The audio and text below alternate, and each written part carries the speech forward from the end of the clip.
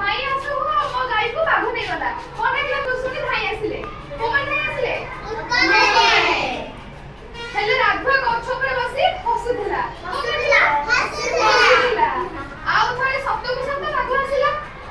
ରାଘବ ଯେତେବେଳେ ଡାକିଲା କେହି ଆସିଲେ ନାହିଁ।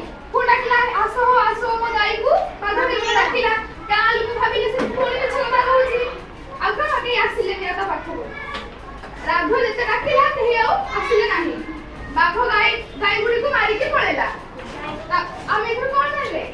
ମିଛ କହିଲେ ଏମିତି ହୁଏ। ମିଛ କଲେ ଏମିତି। ସେଥିପାଇଁ କେହି ମିଛ କେବେ କହିବ ନାହିଁ। ଯାହା କହିବ ସତ କହିବ।